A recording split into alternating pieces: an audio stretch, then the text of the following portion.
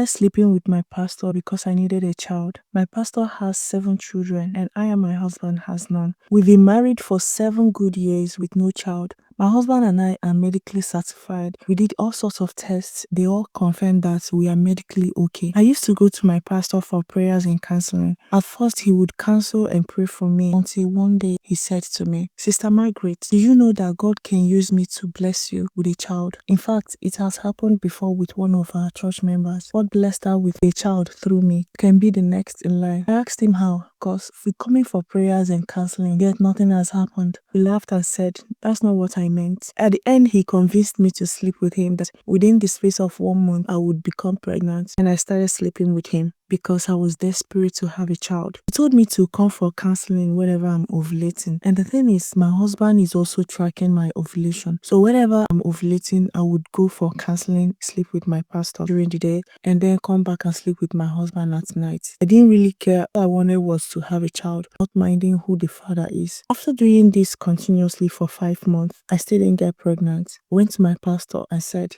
"Please, sir, I'm no longer interested." I promised that I was going to get pregnant in our first month. Now it's been 5 months, yet no sign of pregnancy, not even a miscarriage. Let me go and pray for forgiveness and concentrate on my marriage and my husband. Pastor said, "No, now. Remember, it's been 7 years since you've been waiting. Let's give ourselves 1 year. You will get pregnant." I told him, "No, it's better I do it with a total stranger than doing it with a man of God who happens to be my pastor." Pastor was like, "Sister Margaret, you will do no such thing. You can't cheat on me." I'm like, "What do you mean, Pastor? Have you forgotten that I'm a married woman? Like, I have a husband at home." I stood up and left his office angrily. There is this man that has been asking me out even though he knew I was married. So out of desperation, I started dating him. Pastor didn't stop. He kept disturbing me. I ignored him. When he realized that I no longer give him attention, he decided to set me up. He sent me a voice note on WhatsApp. He was like, "Sister Margaret, what you told me about moving on to another man, do you actually mean it?" I responded almost immediately and I said, "Yes, I will no longer continue with you. I have a boyfriend now and I will try and know if he can get me pregnant." Guys, you won't believe what this so-called man of God did to me. But what I did to him in return is even more shocking.